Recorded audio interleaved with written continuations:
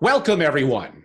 I'm Angelo Robles, to Angelo Robles' Effective Family Office podcast, where I look to distill the best practices and best ideas from among the world's most successful families and their family offices. I hope to provide thought-provoking opinions and feature amazing thought leaders to our listeners of the podcast with an eye towards the future of the family office. Well, today's podcast, I'm thinking about the open that I just read there, really lives up to that. Best practices, the future of the family office. So this is one that actually is going to cover and live up to the billing in my podcast header. The subject is insights into operational best practices of billion-dollar family offices. Our special guest today is Rebecca Maguire, founder of EFO Advisory Services and former single-family office executive, including where she had the role of effectively being the founding single-family office executive. And that will certainly lead to some insight in how we'll kind of begin, because there's lots to cover with Rebecca. Rebecca, how are you? I'm good. Thanks for having me. Of course, it's a pleasure. It's great to see you again, even though virtual, if not live. One day, one day that shall be back in return. Yeah. But it's among the most common questions I get. Well, the most common is, Angelo, I would like a job in the single family office community. And indirectly, we're probably going to get to a little bit of that.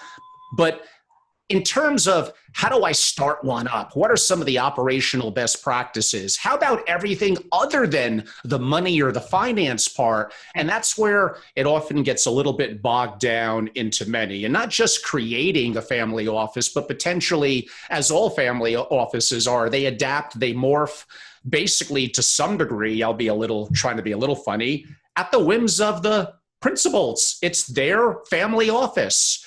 I laugh when I hear, oh, but we developed a 10-year business plan and it's based on the goals of the family, and they outline to me and proudly show the 3 goals. And I just have to chuckle a little bit. If it's anything like the families I know, right. You went through a good exercise in doing that. I'm not discounting it, but those goals are going to change sometimes in a service-centric SFO every day. Try to be a little funny, but not too. But the reality is it's going to be at the whims of the principal and the family, and it needs to be so adaptable. And now we're going through COVID, so this is even more extreme. And I just wanted to have a little bit of a chuckle moment before we really begin. No, As we know, that's so true. Right. So talk a little bit about, even before you were one of the earlier employees at a West Coast family office, what were you doing? Was it in accounting? Was it in operations? And what led you to that single family office? Yeah, I mean, I have an interesting background. So I, out of school, worked at KPMG as a consultant in their forensic and litigation services department. So it was all real estate litigation. So we primarily valued large scale real estate, hotels, apartment buildings, casinos, Class A office. So I had a background in, understanding the operations and, budgets around real estate. From there, that was, in my early 20s. I wasn't, I was young. I didn't know how good I had it at one of the big, at the time, the big 5. And I went to a .com that promptly went bankrupt and needed to find a new job, and went back into real estate as a portfolio analyst, which was not my favorite job. But I randomly met a family while I was doing that job who wanted a personal chef. I was like 24 years old, and I moonlighted as a personal chef, and they were probably worth like $100 million at the time. He was a biotech guy down in San Diego. And that was kind of my first entry into, what an estate looked like, and a little bit the family office. They didn't have a full family office, but I saw the domestic side of operations. And then from there, I went and worked for a family in Santa Barbara who had a very large scale family office in the multi-billions with about 13 properties. I worked directly for the husband, and then moved back to the Bay Area, which I'm from, and took a position helping a large tech founder plan their wedding through kind of my personal chef work and stuff. I'd done a lot of events and they needed some help. And then when the wedding was over, the office was in its infancy. It was probably in its third year, and we just needed to organize. And I think naturally, I am an organizer. I like things structured. I want to have all of the data available to me. I think one of the main things I took away from KPMG when I was there was their amazing intranet, which, in the 90s was pretty significant, and you could search for anything on that intranet, and that stuck with me, into my 30s and even now. And I really wanted to organize. We managed the family office for two large tech founders. It was, at the time, probably worth 60 billion, maybe a little bit higher. And there were a lot of assets and a lot of people, and there was, structure needed to happen. And I primarily worked on the residential side, managing all of the properties and getting everything organized there. And after I left there, I did a little bit of consulting for a couple of families on the West Coast, and then kind of wanted a break. I went into corporate aviation and helped a friend start a brokerage and charter kind of brokerage and sales brokerage company. And then one of the wives from the previous tech family, unfortunately, they split, and she asked me to come start her family office, which I did, and that was an amazing opportunity. I got to work on, everything from the ground up, from, hiring all new, domestic and estate staff to building a legal, accounting, and investment team. And it was great. I got to, be far more involved in everything. So.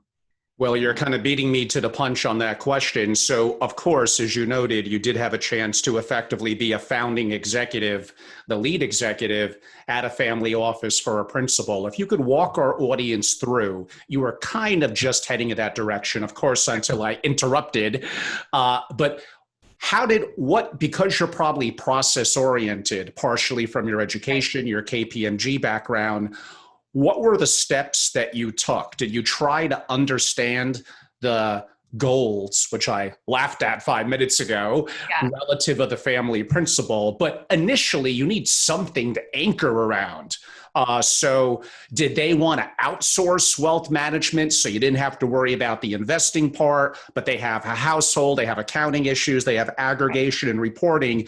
You had to know what you were going to need to do internally, who you may need to hire, and then something that you may not have had deep experiences with, which is basically hiring, managing a team, motivating people, hiring and firing. You had a lot thrown at you at relatively a pretty young age. What were the steps that you took?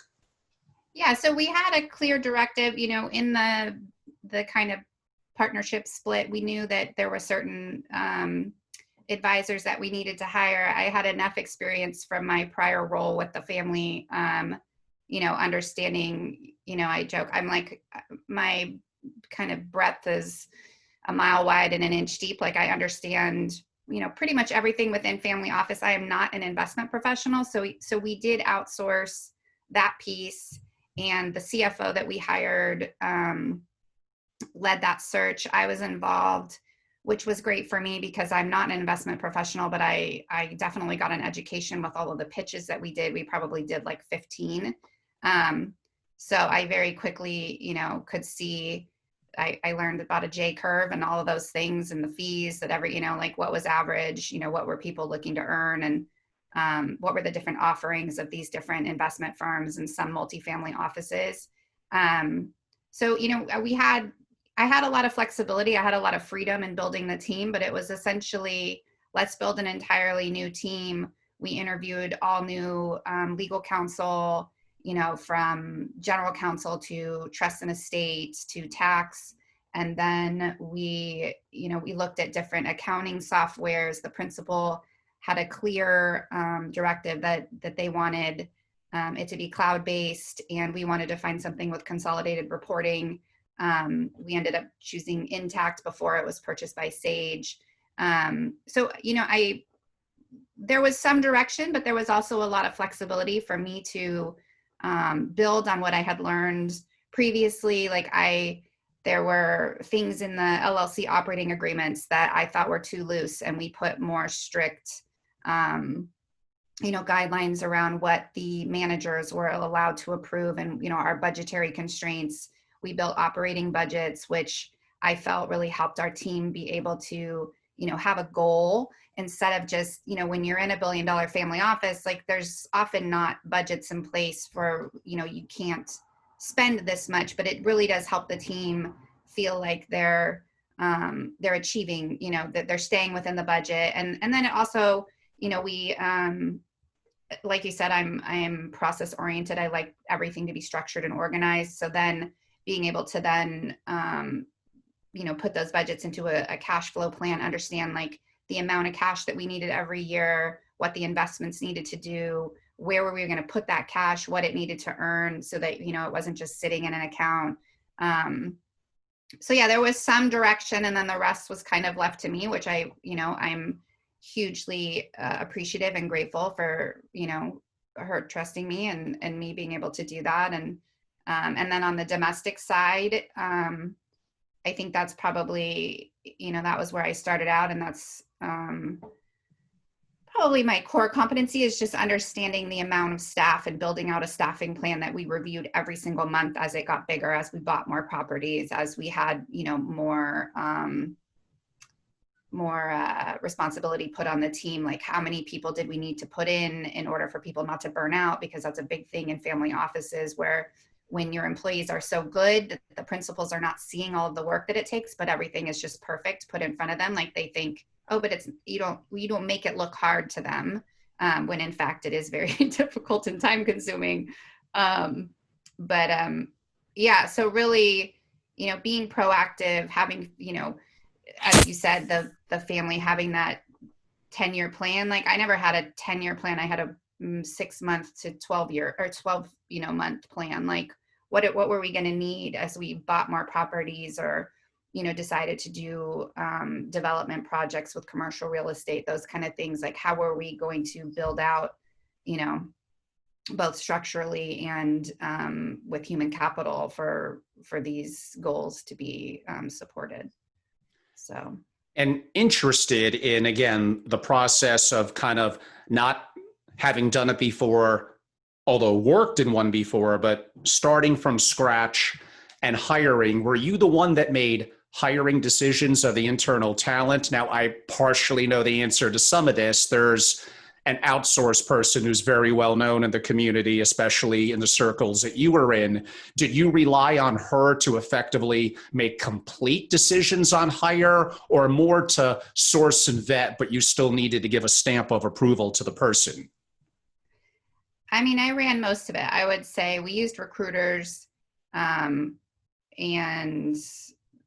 I would primarily do a lot of the vetting. Over time, I stepped out of, once we had an accounting team and someone to run it, I kind of removed myself from the staff hiring of that. But for everyone else, I have a very specific hiring process that I use that works well for me, that doesn't take up a ton of my time reviewing resumes, but we made sure to partner with recruiters that we liked, that we felt confident in. And, we would try to get it down to 1 to maybe 3 people for the principal to interview if she wanted to.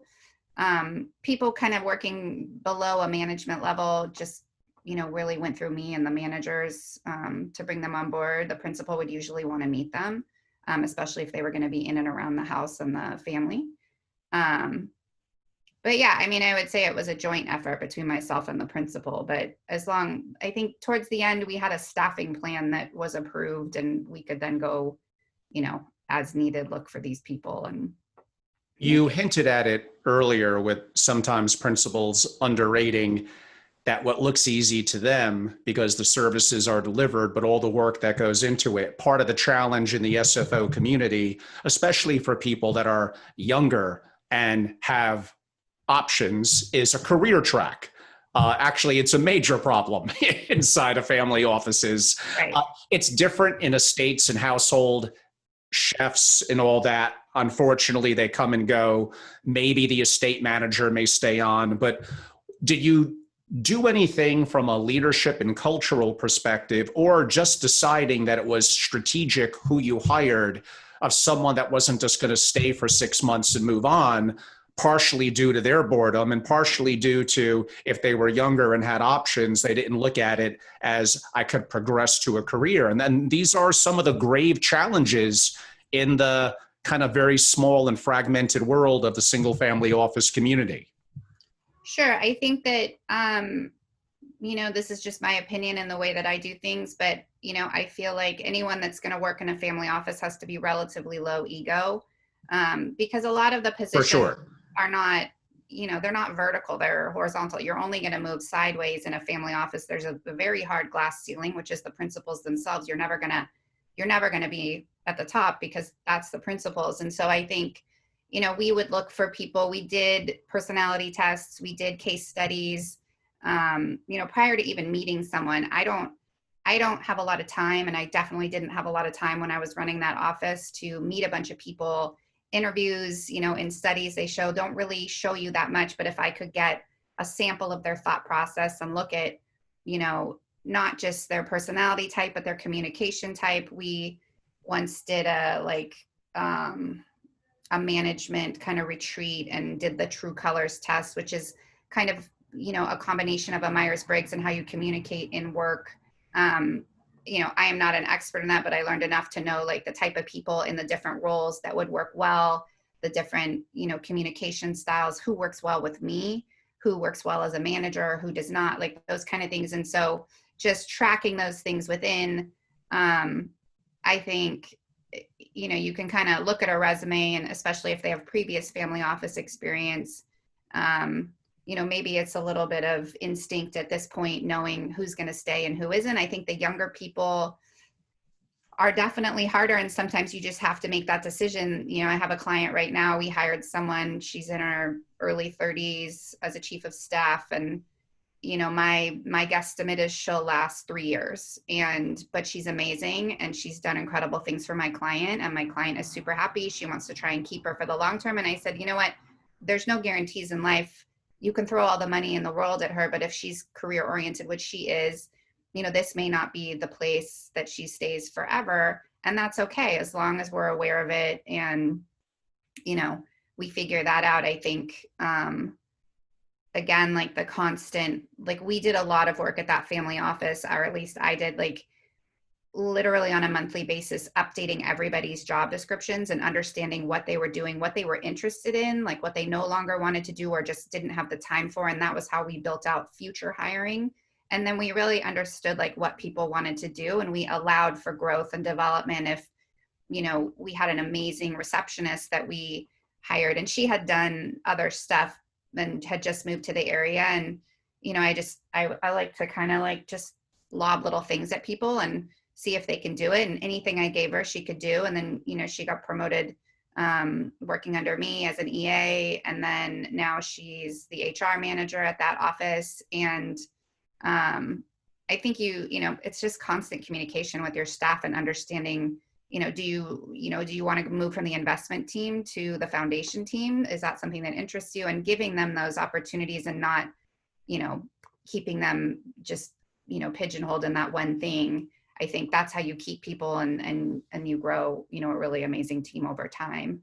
I think overly ambitious people that want to make their name through a family are not my favorite, just because, there's confidentiality and anonymity, and you can't really do that much. And you have to be okay with, kind of being a tier down and not looking for that, glory. Yeah, that's incredibly well said. I've done podcasts with the person who headed up HR for Bridgewater and Dalio's family office. And so my audience is used to hearing this from me or seeing it in my writing. I got hire amazing people to help have a family office. Well, that's true. Yeah. But amazing is different in the perspective. So is it an A-plus player, but they have a big ego?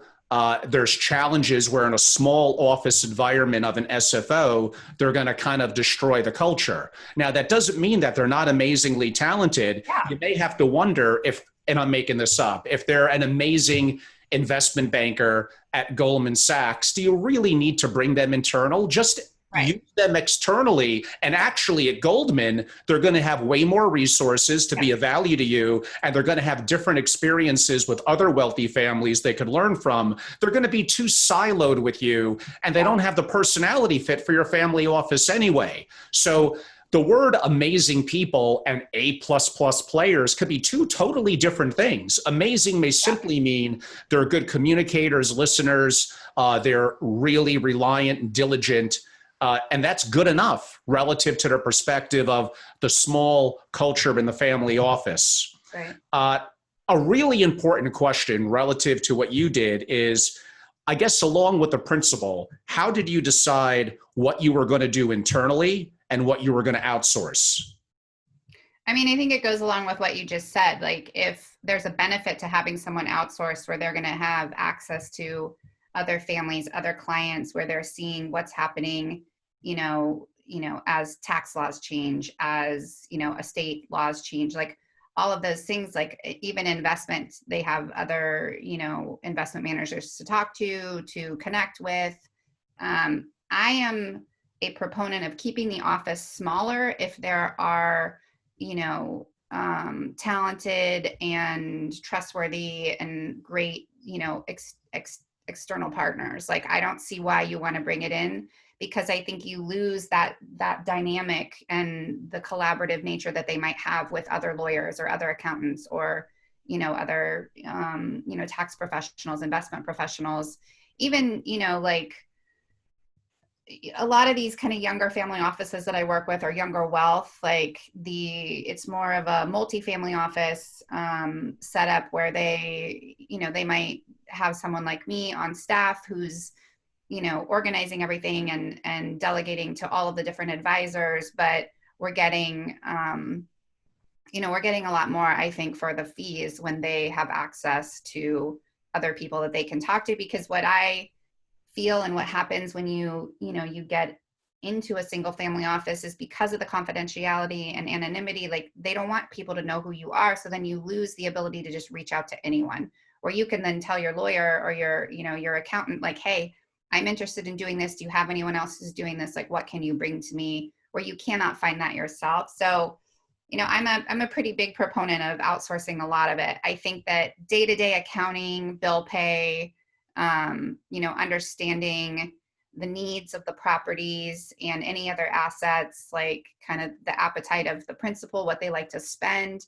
Yeah, you want people on staff that can tell the principal, like, here's what you spent last year on clothing, like here's what you spent last year on travel, like those kind of things where they can just, pull it out of there. And that can be a combination. Even I know of one of the family offices that I worked for in Santa Barbara, they had, a huge accounting staff, all internal. They did everything. And a few years back, they decided to move everything to Anderson, and they only kept a controller and an assistant controller as employees of the company. And they liaise with Anderson. Anderson does everything else. And it's worked really well for them. They no longer have the headache of this, 20, 25 person accounting team. And, they're getting a great team at Anderson, and they're also getting, access to potentially things that other families are doing that they wouldn't have otherwise with their internal team. So, yeah, I mean, there's two questions, I guess, in your role or in a family office role, especially originating one, that should be asked. Can we do this internally? But maybe the big one is, should we? And by the way, sometimes the answer is yes. Yeah. For a variety of reasons. Probably the biggest one, control, customization, privacy. I mean, those are probably the big three to what makes why people want to create a family office. But a lot of times you really need to dive a little deeper into those two questions I just asked. It's not quite as simple as on the surface. You mentioned a couple of minutes ago, and it stayed in my mind, And it's one of the most important things that I talk about, especially earlier stage in a family office for someone in a senior role. How do I know I'm doing a good job? What could help this progress? Oh, Yeah. it's easy for me. It's your communication with the principal, how you deliver bad news, how you're an active listener, your emotional intelligence, your engagement with the principal, or if it's a larger family members inside the family, that is going to mean more than maybe how you're graded on a specific goal or skill set. How important is it, as much as the principal wants the communication, but that you have effectively a pretty consistent and open flow of communication? Oh yeah. I mean, if you don't have that, you're dead in the water. Like Yeah, you you're have dead. to, and you have to be aggressive about it because these people are busy and they have other priorities. They have families. You know, you can set up a weekly and it's going to get canceled 3 out of 4 times in the month. For So, sure. you know, you have to be super flexible. I would say my meeting, I think it was supposed to be on a Monday or a Tuesday. I most often met on a Saturday morning and went for a walk with my principal. Sometimes I flew to New York with the principal to just get that time on the plane, or I went on a trip that, you know, I didn't need to go on the trip, but I would go just to get time and get, you know, a chunk of the principal's time. So yeah, I think if you're not communicating and you're not aggressive enough in a friendly way, then you're not going to get anything done. And I've definitely seen other, you know, family office executives fail in that way, where they feel like they don't want to bother the person and they don't whatever. And I'm like, you're being paid to make sure that this stuff happens, regardless of, you know, whether or not they have time. When it's something important enough that they need to give input and you need to bring it to their attention, like you got to keep waving that flag and, you know, And it's going a after them. combination. In theory, yeah, you probably should be mostly judged quantifiably on the goals and the results. That sounds great in business school, and there's truth to it. But the reality is how they feel about you. Yeah, Would they I mean, rather I have don't. someone who might even be like 3% better on the quantifiable, but Right. everyone in the office hates them, they don't Yeah. communicate well? Right. No, they would far, even if they tell you otherwise in the interview, it's a lie. They would far, far rather have you be an excellent communicator. That's way more important. Right, for sure. And I think some family offices, you know, one of the reasons why I wanted to set up operating budgets and have these things was so it was partially quantifiable, because otherwise it's just discretionary, like what they feel like, you know, giving you a raise that year or the bonus or whatever. Like, and if you're not doing investments in house and everything is largely operations around their personal assets, like there's not a ton you can quantify there. It's, you know, I always say like no news is good news. It's the number of, you know, if you can send an email and you get one reply back and that's it, like that's a win for that day. Like if you have to have back and forth, that means you didn't do your job, you didn't cover all of your bases. You know, anytime I hired any type of, you know, personal support staff, like a personal assistant or an executive assistant, you know, I would tell them, and I had to learn this the hard way working with these uber intelligent people in Silicon Valley, like they already know the answer. They want to see what you can find. So you better answer every single question: who, what, where, when, how, why, like, and you better turn over every rock, you know, scour the internet for whatever, talk to all the people and put it all in there with a solution, not a question or another problem. Here's the solution. Here's why I'm recommending it, whatever. Like, and I think, you know, they're smart enough to know they just don't have the time to do it themselves, but they already kind of know the answer. They're just looking to you to get, you know, backup or whatever it is, like. And so yeah, I think communication is huge, and being able to do it effectively and knowing that they're really busy and they don't have a lot of time to read through like a massive email. No, they don't. Another important aspect that you probably had to go through in initially setting up and evolving the family office is the importance of systems. Some may call it processes. I seem to prefer the word systems. I'm going to wrap into that a little bit of governance in terms of how decisions are made, but policy and procedures, protocols, given some of your accounting and other backgrounds, internal controls to help in case of fraud or bad things happening with wires and money moving around. I know it's not an exciting part of the job, but this is a critical aspect of the family office. And I hate to say it because some executives cringe when I say this. Yeah, it's a little bit of a succession plan where if something were to happen to you, where you elect to move on, you pass away, you get fired, there's a little bit of a structure in place where the people know what to do until something more permanent could come along. Now during COVID, oh my God, systems are almost as important as people. If you could talk a little bit about what you implemented in terms of systems. Sure. I think, through trial and error earlier in my career, learning where we failed ourselves in the former family offices around systems, around controls, even in some of these smaller family office clients that I have, like who, they might have a very small staff in-house. I make sure that there are controls using their investment managers, using their accountants, like who's going to be the one to check that that wire is correct, that your chief of staff or your state manager is approving. Within a big family office, I think they're always, we would do a RACI exercise of who's responsible, who's going to approve, who do you need to consult, and who do you need to inform with every single thing. And I do that with my clients. I make sure that there is, and I took the RACI and I turned it into something else, which is like, a primary, a secondary, and then a backup. So I want to make sure that no matter how big or small you are, that you have 3 people that can effectively complete any task or job assignment. And so you have your primary person, it's actually their job when they're there. But say, in my case, like when I went on maternity leave, who was going to back me up when I was gone? And then what if they went on vacation because my maternity leave was over the summer?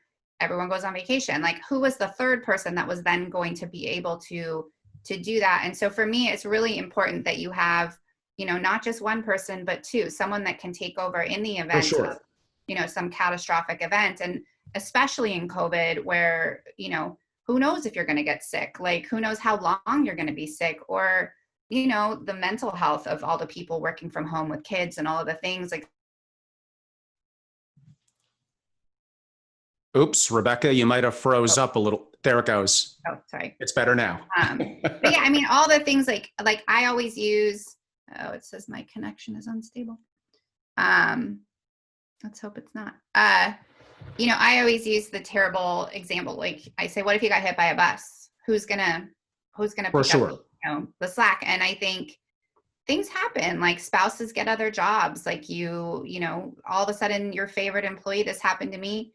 Her husband's company offered for them to move to Dallas, Texas at California wages. And of course they were going to go. Like they have, a better quality of life there. And she was like hands down the best assistant and like office manager we ever had. And, but I had to be happy for her and I had to replace her. And, I think you just always have to have that backup. And then systems, around controls, again, budgets, cash disbursement policies. Like I like to go as far as to put it into the operating agreement. So it's not just an internal policy. You can submit those to the banks. They know who can approve what. You set up all the bill pay. You set up, whether it's through bill.com or through Bank of America or Merrill Lynch, whatever, like those limits, City National Bank, First Republic, you can put those limits into their online approval. And I like for everyone to be aware of it. And we kind of set up an internal audit of ourselves with our general counsel who was outsourced. They could then question us, like, and right, I was a third party resource. Yeah, like I had, an example early on in my career where, I was on the LLCs, I could sign contracts, and the family decided they wanted to go on charter yachts. And it was a significant amount of money. It was like, a couple $100,000, like maybe 250,000, 300,000. They said, okay, do it. I signed it, sent it. Once you charter a yacht, you can't really take that back. Like you're paying for it. So they decided then they couldn't go. And my name was on the yacht charter. Like luckily our broker was able to get someone else, but I was really stressed out that like, I signed this document. They told me verbally in a meeting. I didn't have it in writing, and they were kind of freaking out that they were going to have to, even as billionaires, $300,000 is a lot of money. Sure. And so when I got the chance to do it again, I put internal controls in place where there had to be either a textual via text, via email, or right off, if it was outside of our operating budgets, there needed to be a written approval by the principal if it was over X amount of dollars, so that, I was never at risk, and or any of our employees for that matter. And I think everyone appreciated it. But yeah, I'm definitely someone that likes to cover every single base and do a ton of groundwork up front. And that's what I end up doing for our clients now, is like, maybe you don't need this over time. Maybe you're never going to grow bigger than hiring 3 people, but why not have it in place and feel safe that you're protected? And it's kind of amazing what's out there. Like, people largely rely on their investment managers who, have a lot of experience in this, but some of them have never worked in single family offices. And so there aren't some of these controls and systems in place to protect the principals and even the employees, like you said. Yeah. Most family offices don't have. It's getting better, but what you're describing is becoming more rigorous, becoming more institutional, not in a bad way. There still is the word family and family office. We spoke about communication, emotional intelligence, and again, that might even be at the top of the pyramid. Right. But having systems and having policy and procedures, especially in today's world, you need to have it. And you gave excellent examples as to why. Talk a little bit, and I know you didn't have to deal with it back then, but effectively COVID-19. So it comes along, and now we're not all together in an office. Right. How are we set up with our systems, which we kind of covered, very important. What's our backup plan if someone goes down or something goes wrong? Right. What's our technology? How secure is it? When you're in the office, we have some control over you relative to our technology protocols, our internal people, and now you're in your own home. How did it, and how comfortable are the people with technology? And we're not even talking about, are they working hard, leadership culture? We might save that discussion for a different time, but just the systems part of it itself. Yeah. How would you address it now with COVID-19? I mean, I would like to pat myself on the back for setting up some pretty great systems for most of my clients, and it's worked well where, we live in a world where working remotely isn't uncommon. I think being able to set up as much as possible that people can do things in the cloud, I suggest, because of my background, I'm a huge proponent of, Google Enterprise and using their suite of services. I have a specific kind of IT security list that I work off of to, use 2-factor, don't share outside of your domain, all of those things with whoever works. I tend to work with one IT team, a third-party vendor, but we set up all of the laptops to have, security on them where, they're remotely tracked. We can remotely wipe them. For some of the more senior managers, having IT go out and set up, firewalls and different systems at their homes because they're going to be at home probably for at least the next year. Systems, I would say, have worked well around accounting and investment wires, those kind of things. Most of those meetings can be over Zoom. The things that I've seen kind of struggle with, or we're seeing a little bit of issues with, are more like the HR systems, like because everyone's working from home, and maybe they're going up to their house in Tahoe and working from there, like people still need to know where you are and that you're not like here or whatever. And so I've seen some of the kind of like people assume I'm going to go on a trip. I'm not going to take PTO because I'm actually going to be available, but they're out there like go on a hike in Tahoe and they're gone for 4 hours. And you're like, I needed that wire sent. Like, where are you? And they're like, oh, I was, I thought whatever. And so that's the one place where I've seen things kind of fall apart a little bit. And we've had to circle back and talk to people like, listen, pretend you're in the office. Like, don't think you can go. Yeah. I mean, that relates a little bit to communication. Yeah. Communication. If you have that Yeah. open and great. Like everything kind of almost falls into place. Yeah.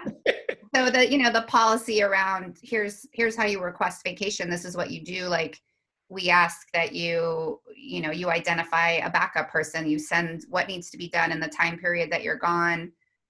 We just experienced it this week at the family office that I work for, full time. One of my clients I work for full time, and two other people are out. The one didn't tell me, and I had no idea, and was expecting all of these things to get done this week, and so I ended up doing them, which was fine. But I was like, you still gotta follow, the procedure, like the policy of requesting time off, which goes through me, and so that I'm aware and know that you're not physically in the Bay Area, because there's still things that need to be done.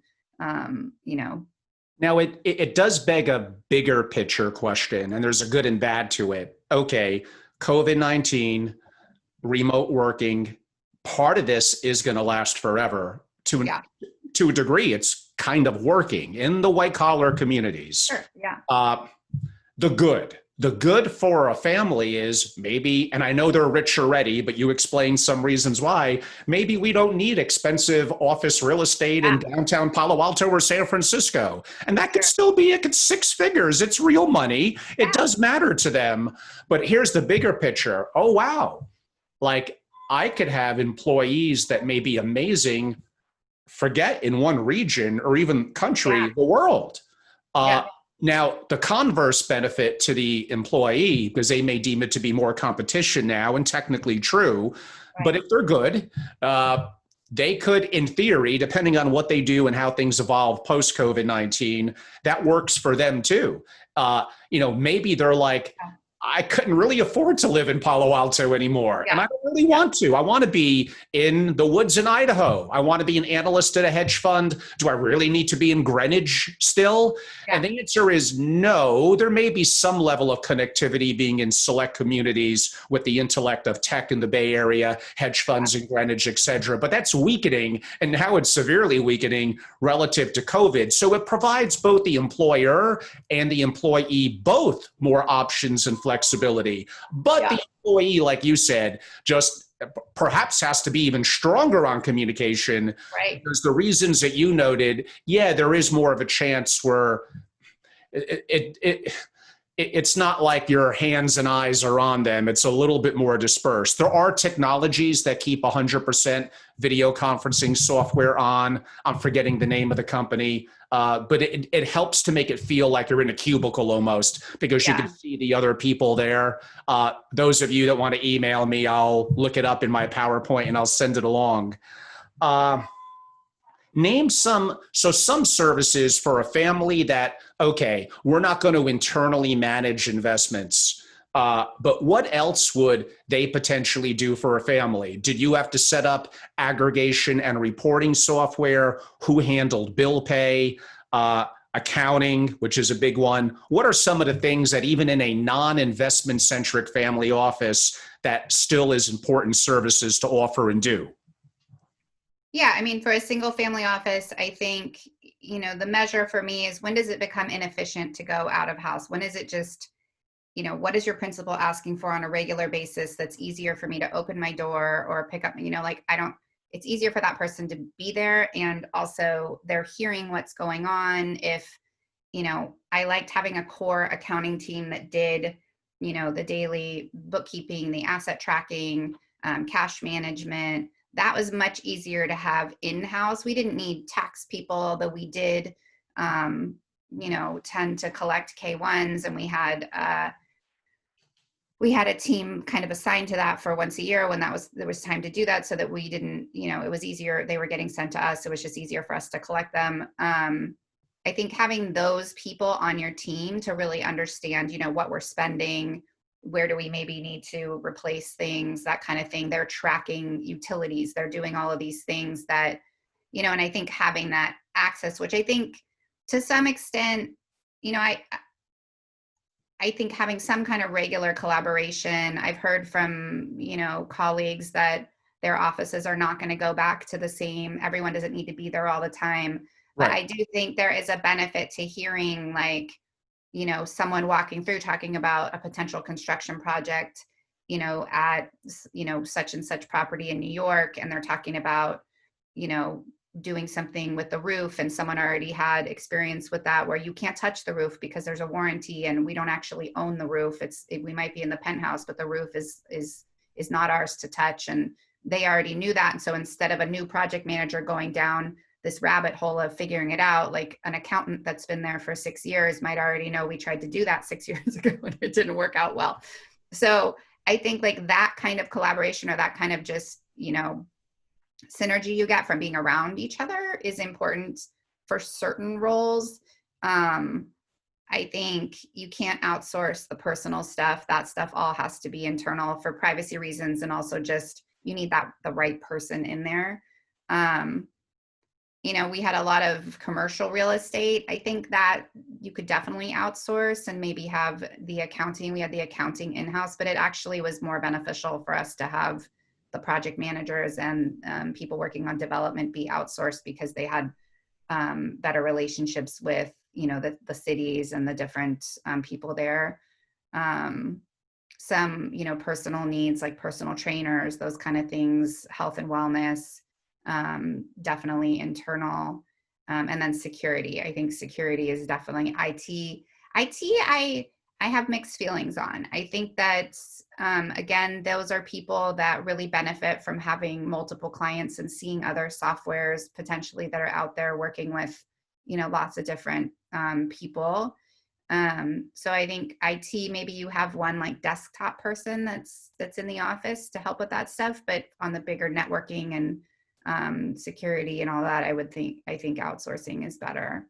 But security definitely helps because they work so closely with your estate team, and the principals themselves, and travel, those kind of things. So all concierge services, I would definitely have in-house. I do love a good travel agent. I don't like staff booking flights and things like that if they're not entirely flying private.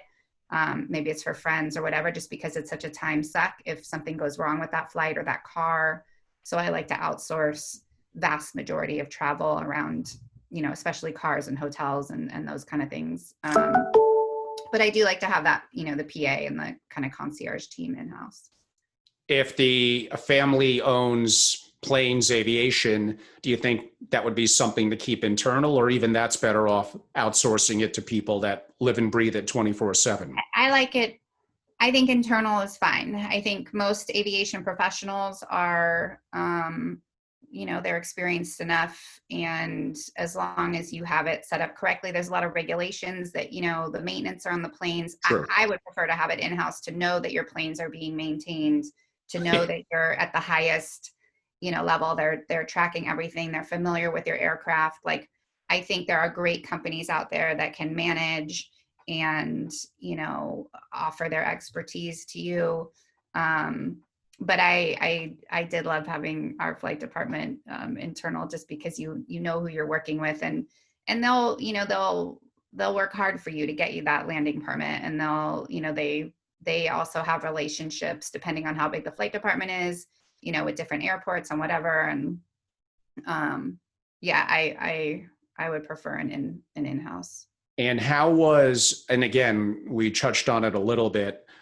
Generally, families of wealth own multiple homes. Those homes need upkeep. They need the right talent and sources that staff them.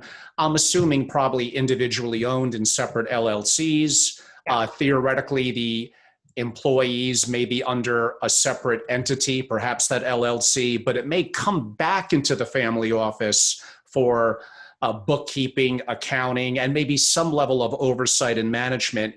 How would you prefer to handle that? Very hands-on internally, or is that something you more would outsource? I prefer hands-on internally. I think that there's something lost when there's not kind of a feeling of belonging to the operation. The way that I've always set it up is there's an employment entity, which is essentially the family office. And then, investment entities, property entities, the trusts and all of those things. I think the employment entity, for them to be on the same team, being part of like a bigger thing, having relationships with the accounting team when it comes to, credit card reconciliations, those kind of things, generally the way that it works, like around some of the benefits, the teams that are in the homes are expected to have like separate 401ks and things like that. But other than that, we had them on the same, payroll and benefits, and always, great benefits, like great fringe benefits. I think that it really builds, loyalty and a strong team to have them, also working on budgets and stuff like that. We would get everyone involved and make sure that,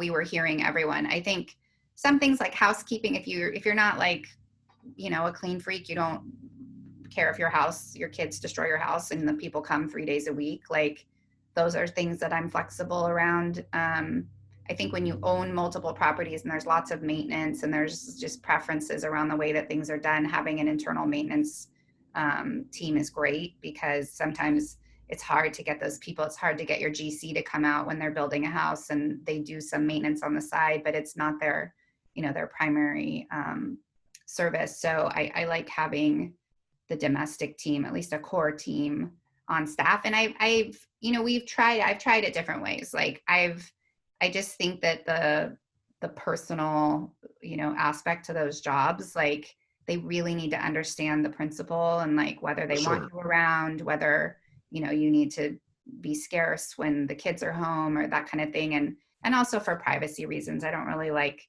if you're like at Yellowstone Club or something like that, of course, like you're not going to like have someone at a vacation home full time. But I like having, that concierge staff, someone able to then travel and advance the home and like, make sure that the team out at Yellowstone or wherever your house is, are doing their jobs and it's set up the way that you like it. And things, if things are broken, need to be replaced, like your team's going to do that for you. And changing directions a little bit, you hinted at it earlier, but for family offices, effectively the importance of, it could be called an advisory board, a committee, an audit committee for checks and balances is probably among the most classic. Larger ones may have an investment committee, a comp committee. If it's multiple generations of the family, there could be a committee dedicated to the rising generation. Without overcomplicating it, what are some of the more common committees that you may even be the one that proactively recommends, even as a check and balances to the family office, to the principal? Yeah, I mean, personally, the way that I have set it up is getting all of your kind of major players or major advisors together once a year, end of the year, beginning of the year, to kind of get that year's goals in place, like have tax laws changed, have a bunch of new properties been purchased, are we opening a new business, a new company, are we going to do something different with the investments, what does everybody need to know around that, and then what are people's what are they going to kind of advise on this, and what have they seen other places, and then bringing the principal in once everyone is kind of ready to go. And then for the senior level management, like it's really difficult when you're at the top, like, as you said, like it's kind of at the whim of the principal, whether or not you did a good job. I like being able to have this kind of audit advisory board to, that you're working with on a daily basis. For sure. And running the office. They're the ones that are going to then, step in and say, Rebecca did a great job this year. Here's all the things that she, worked on them, whatever. And, they'll have a lot more to say about, your comp adjustments or whatever than the principal. I know other family offices whose principals are not as involved. I was fortunate to have a principal that was super involved and really liked understanding everything, which was really helpful for us. Like, I know some people don't like that, but I actually prefer it because there's no gray area. A couple of the other family offices that I know and work with, they set up kind of advisory audit committees where, they're comprised of different tax professionals, maybe someone from another family office, and they will kind of weigh in on what the family office CEO wants to do. And if they sign off on it and say that we've gone through this, we think this is a great idea, we think you should do it. And then all the principal needs to do is kind of look at their summary of what it is and say yes or no. I think that in a much larger family office and someone that does not want to be involved in the day-to-day, that is a great option for them to feel like, and these people are not compensated. The one family that I know does this, they compensate them with philanthropic donations. So they will donate money on their behalf throughout the year. And so it's not there's no way to like skew their decision making or, get them to decide one way or the other. They're just going to use their professional experience and experience with family office to say whether they think something is good or bad. And we're going to get, after this next question, a little bit to the heart of kind of what you're doing now and how important that the service is in terms of from stress testing to understanding how to vet outsourced providers in a second. But related to what you just said and related a little bit to what's upcoming, it's hard to have a discussion on family offices without bringing up the word governance, how decisions are made. Did you believe in setting for the principal a vision statement, vision clarity, a mission statement? Was there very specific protocol, going back to that word, about how certain decisions that were really big decisions were made? You gave one example, actually, ironically, with your signature on the yacht. But if you could talk a little bit about the processes, the systems behind governance, how decisions are made. Right. So we worked on a vision and a mission, and we had, we mostly stuck to it. I would say when I went on maternity leave, it definitely was overlooked. And when I got back, there were some projects in play that I didn't quite understand because they weren't in line with the vision of the office, and they didn't meet the criteria of what we were trying to achieve with these, projects that they were working on. And so, upon my return, I mentioned, like, I left, one thing was happening, and here I'm back 3 months later and something else is happening. So can someone explain to me, like, where was this decision made? And the principal themselves said, I don't know. I said, well, let's revisit. So we went through, and it turned out it was not the vision. It just, being the busy person that they were, like, it sounded like a good idea, but then it didn't meet the criteria of what we were hoping to achieve. So we went back and we talked about it again on the team, and we said, listen, these are the things that we discussed, with them that this needed to happen. And these are the changes that they want to make to these, assets that they'd invested in and they were developing.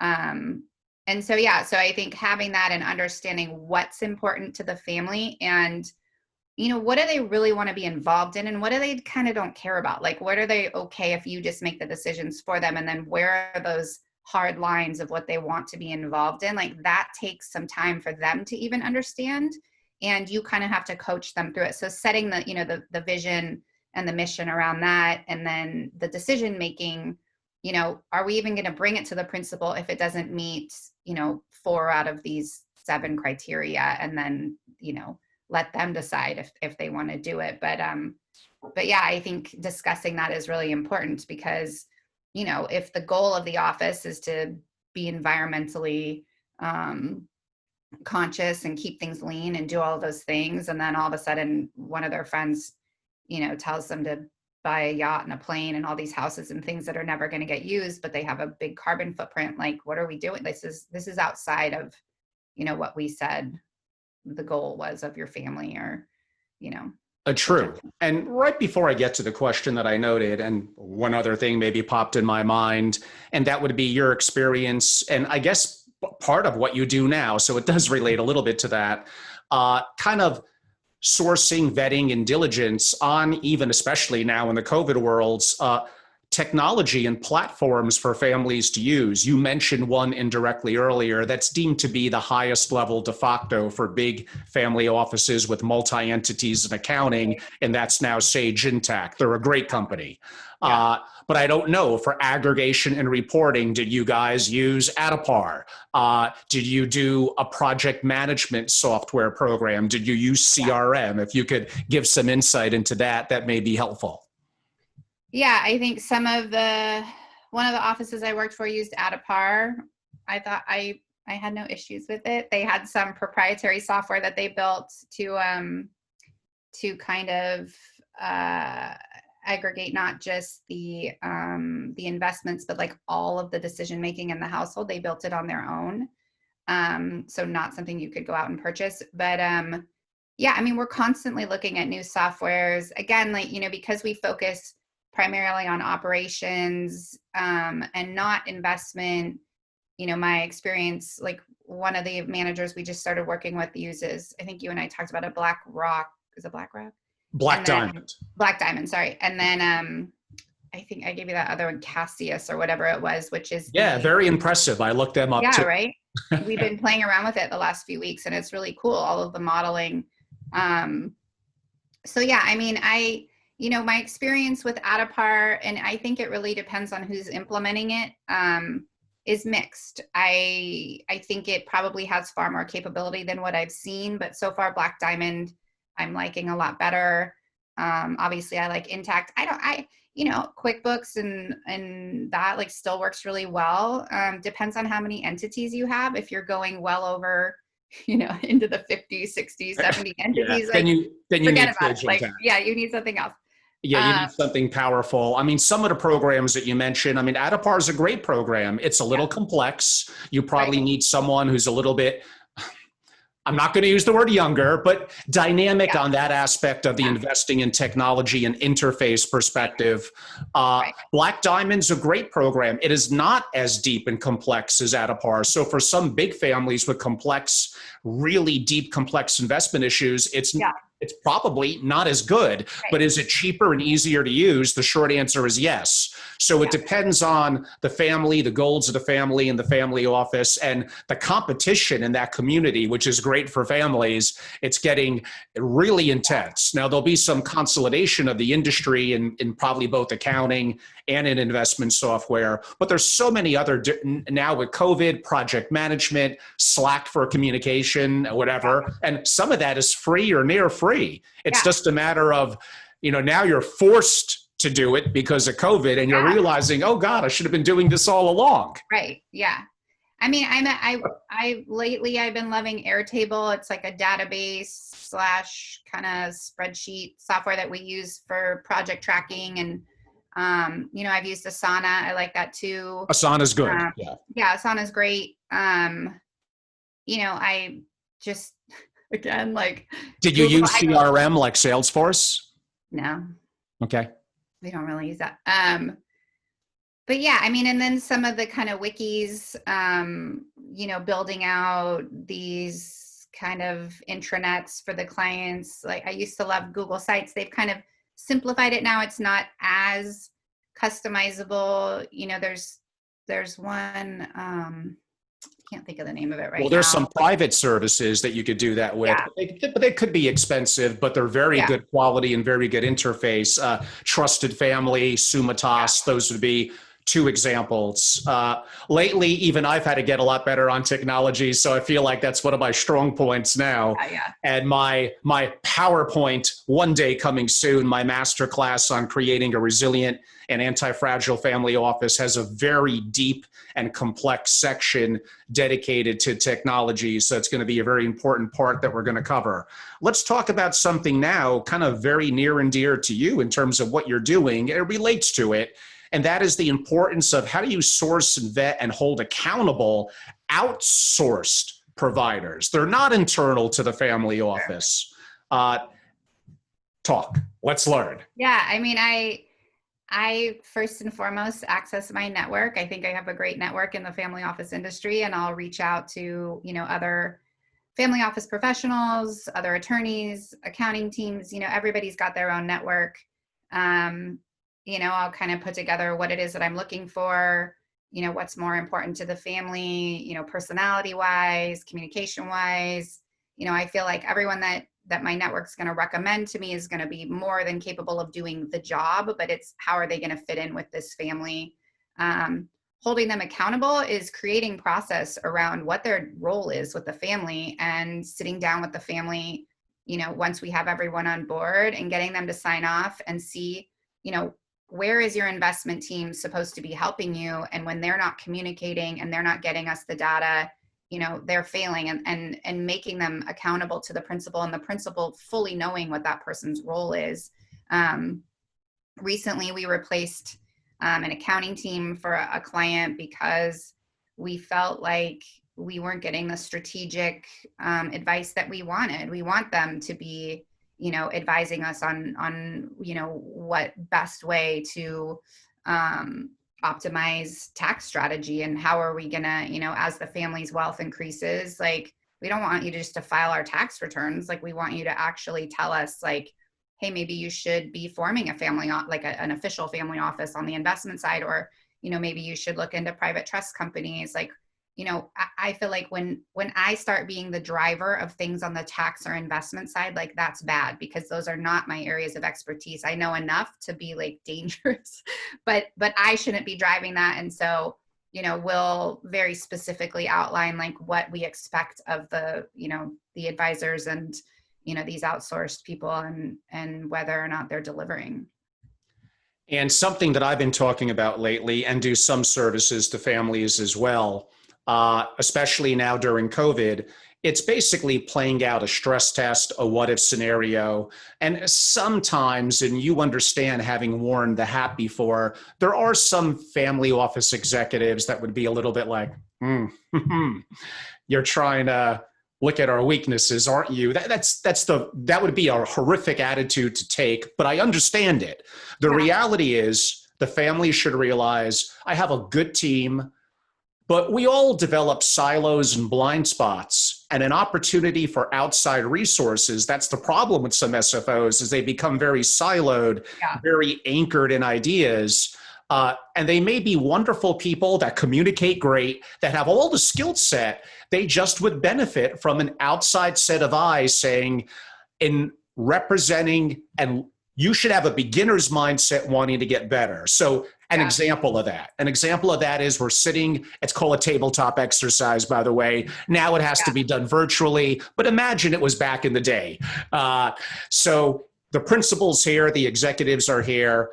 The principal, 75 years old, contracts COVID in the imaginary scenario, and they go on a ventilator in 3 days. The 33-year-old daughter is now named executor, pre him going on ventilator. And now she's going in questioning perhaps a lot of things. How much are we paying for this family office? Why aren't we outsourcing more?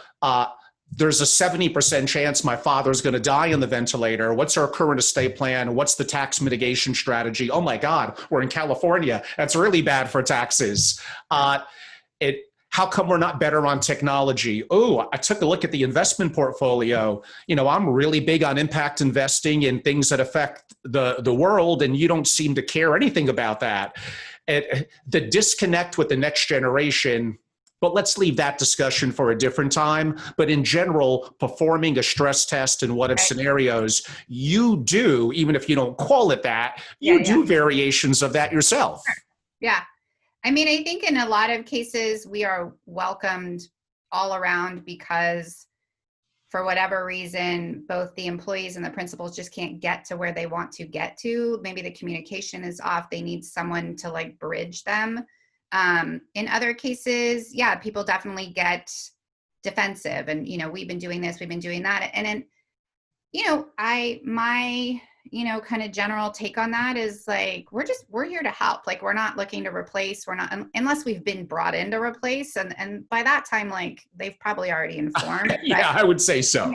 Or they should know, and maybe they have a feeling if they haven't been.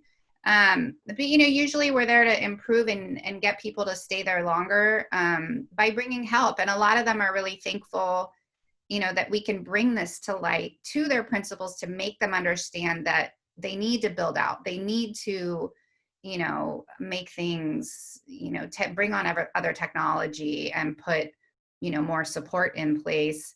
I think, we try not to really get involved if the family has outsourced third-party advisors. We try and find out what their role is, unless we see something that we feel is really not on par with market, or we feel like something's really being missed. Like, we try to never replace. We let the family come to that conclusion.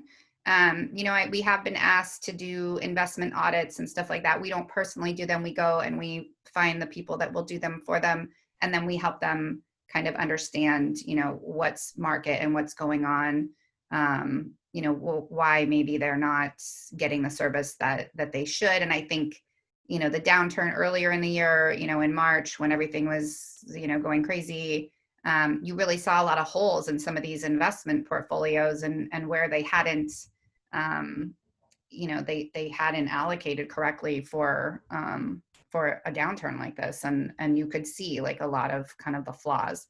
And some of that brought on, questioning whether they were with the right firm and that kind of thing. And so, yeah, I mean, I think it's a mixed bag. Like a lot of staff is super happy for us to come on board. And I would say staff actually is probably like 95% are happy for us to be there because they're struggling getting the message across.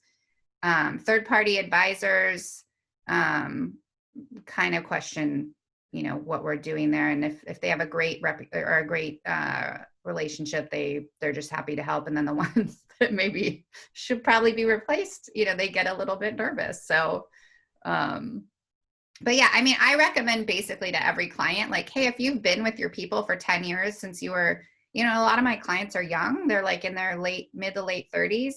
If, you've been with your advisors since the IPO and since you made your money, maybe you just want to like do a quick audit and see what, what's market and what's out there and make sure that, you're where you should be. I think that's a good thing to do, kind of regularly anyway. Oh, for sure it is. I mean, I haven't brought it up in a podcast in a couple of months. My audience is probably tired of me talking about it, but I used to call it big four, but I'm going to lump people and ideas in one. So you have people, systems, and tech. To me, that basically is the big three. People is by far the most important. Their character, their ethics, their capability, their ability to be creative, all of that. That's number one. You could debate in today's world, is tech ahead of systems? In some businesses, perhaps, but I think in family offices, I'm still going to go with systems number two. And tech is growing, and we could make the argument looking, I was going to say 10 years from now, probably closer to 3 to 5, that the advent of more and more big data, of artificial intelligence, and how it's capable in the relatively near future of making decisions may push that ahead of systems. I think that's possible. And one day, in decades, might it be ahead of people? Who knows? Hopefully I'll be retired by then. And it might be. I don't have any answer for that, but that it gets better all the time. And in some ways, that's a little concerning. But for now, that's kind of Angelo's big three. Would you either change the order, replace something, or add a fourth, or you think that covers it pretty well? No, that covers it. I don't know that I agree on the AI and the systems being replaced by tech, only because I am definitely a tech-heavy person. I like using technology as much as I can to streamline and make things efficient. But because each family office is so, individual, like there's sure the technologies can be used, but the way that people run their offices and the decision-making processes and all of those things are so unique, and all of the personal and concierge stuff that goes into them. Like, I have a really hard time with someone just like selling a suite of, software, like, here, this is family office software. And I think we've seen lots of them come out over the last 15 years. Like there was one, it was like 15 years ago, and it was for managing your homes, like kind of estate management software.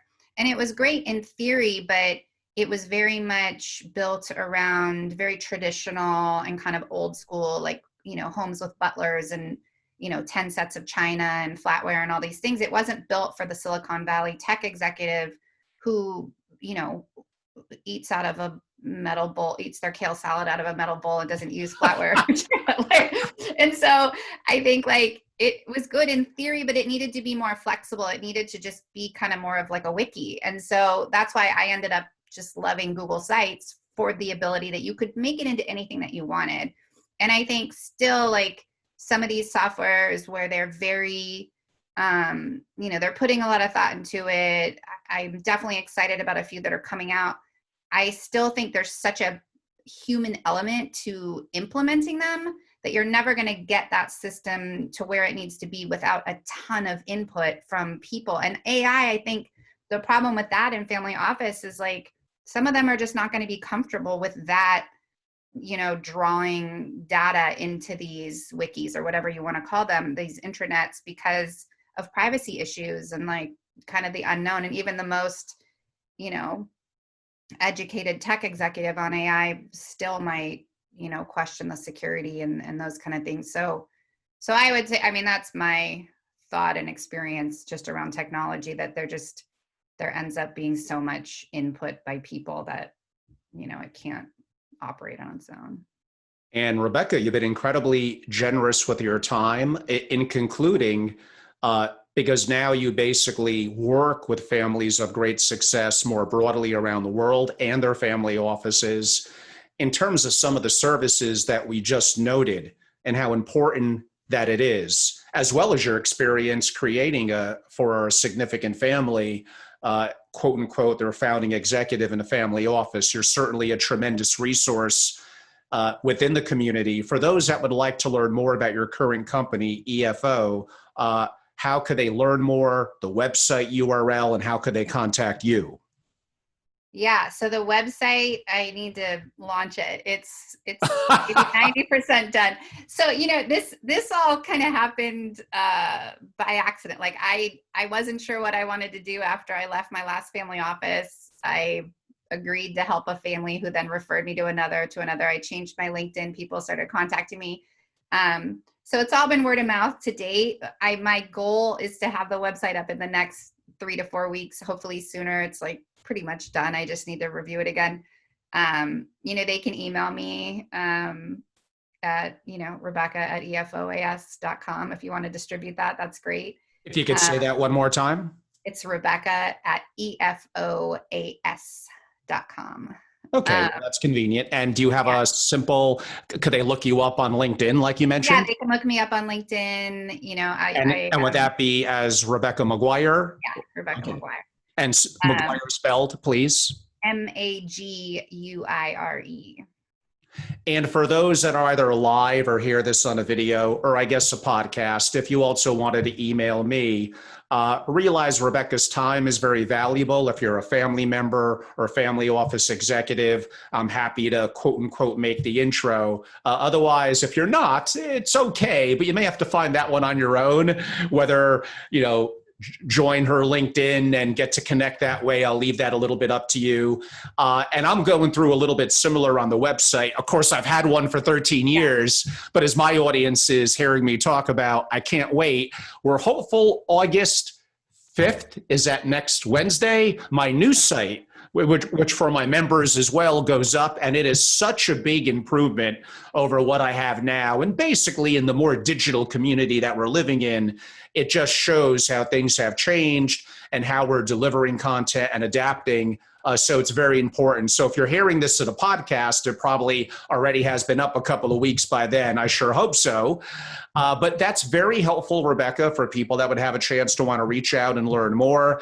Everyone, I'm Angelo Robles. I'm the host of Angelo Robles' Effective Family Office Podcast on Spotify, Apple, Stitcher, other iHeart, and other platforms. You could find it. It's easy enough. And I'm the founder and CEO at Family Office Association, a global membership organization dedicated to the interest of families and their family offices, providing unique proprietary content, hosting global programming, and in today's COVID world, multiple times per week, sometimes 5, at minimum of 3. So very consistently hosting, like we are today, live digital meetings for our members. Some of them we convert to a video, and fewer still convert to our podcasts. But this was an important topic.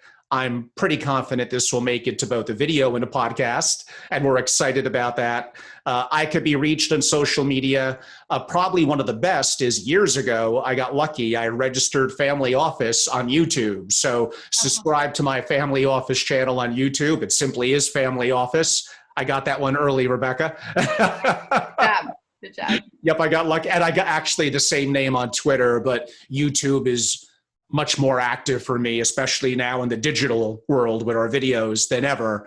And I'm very active on Instagram and LinkedIn as well. Again, you could find me. The website is familyofficeassociation.com. My email is angelo@familyofficeassociation.com. Thank you to our live attendees, those that watch or hear this, and a special thanks to Rebecca Maguire, who was an amazing guest and very, very insightful. Thank you so much, Rebecca. Look forward to seeing you one day soon, I hope. Yeah, for sure. Thank you, Angela. Thank you. Bye. Bye.